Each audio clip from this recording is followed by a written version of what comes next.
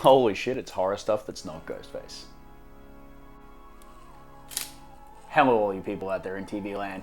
My name is CB Studios, also known as Kurt, and yeah, as my little exclamation at the start said, it's some horror stuff that isn't Ghostface. But I figured that because there's not really any videos on YouTube, I would do a quick video about my 2004 A Nightmare on Elm Street Freddy Krueger mask from Don Post Studios. Now, there's a couple of things to break down from that, so I'm going to go into some detail. Now, this is as you can see, a latex Freddy Krueger mask, and he's kind of orange. He's got some interesting paintwork, but that's not the reason that I bought him.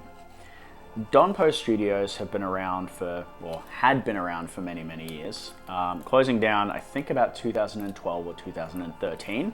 They had a very long history of making Halloween masks and costume helmets and things like that.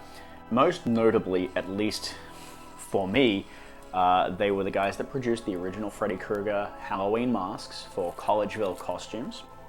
They produced the original line of Star Trek masks in 1975, the 1975 Kirk becoming Michael Myers mask from the original Halloween. And as a giant Star Wars fan, they did all of the Halloween mask versions of Darth Vader and the Stormtroopers and C-3PO, all the way through the original trilogy, all the way through the 90s, as well as the deluxe editions of fiberglass masks and things like that, all the way up to the Phantom Menace. I could go on about Star Wars masks all day. The reason I bought this latex mask, and I only bought this sort of in the last year, is for one very important reason. This is a reissue of the original Freddy Krueger masks that they brought out in the mid to late 80s.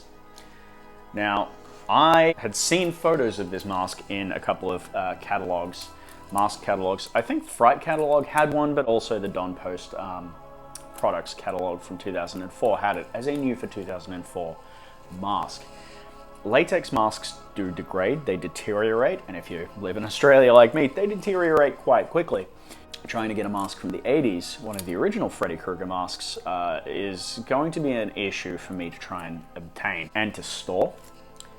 And when I saw this pop up on eBay, I had to have it. I knew exactly what it was. From what I can tell, they are out of the original molds, or it's a mold pulled from the original masters. It has all of the detail that the original masks had, with some slightly updated copyright information on the back, and actually a Velcro closure on the back, which is really nice. And this mask is in pristine condition. As you can see, it's still got its original tag on it, which was bought from Eddie's Trick for $29.99, or $29.95 I should say. We've got our original care tag and everything in there as well, which is really nice. It's in fantastic condition. And this was the best way that I could obtain a vintage-ish Freddy Krueger mask, one of those sort of 80s Don Post ones, without having to pay a fortune for something that was going to rot away, or rot away quickly.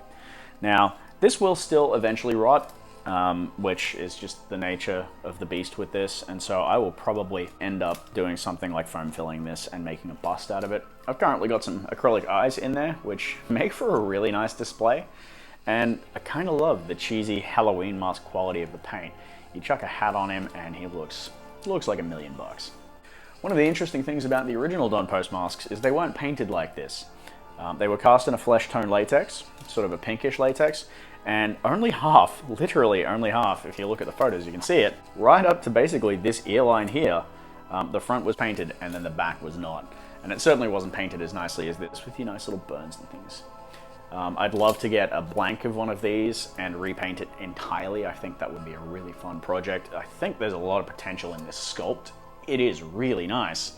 And I love this modern paint up on it with the purple around the eyes, and it's got the teeth and the mouth all painted in, and it's really, really cool. As a little fun fact before I finish, one of the original Freddy Krueger masks that I ever owned was a knockoff of the Don Post and Collegeville mask. It was this exact sculpt, and it was actually, it didn't have the neck on it. It was only finished down to the side. That's about it for me, guys. I just wanted to show off a really nice piece of horror and mask collecting history and document this for the internet, as I don't believe anybody's really done that.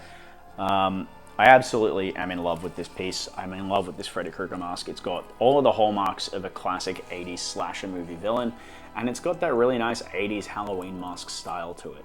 As realistic as you can get with silicone masks and doing proper replica Freddy Krueger pieces, there's a lot of charm for this 80s sort of schlock, and it really works.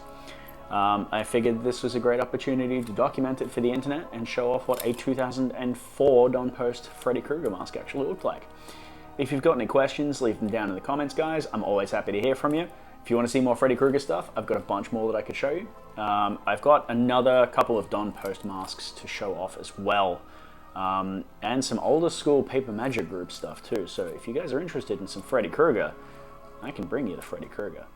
That's about it from me, guys. Thanks very much for watching. Throw me a subscribe if you feel like it. And until next time, don't fall asleep.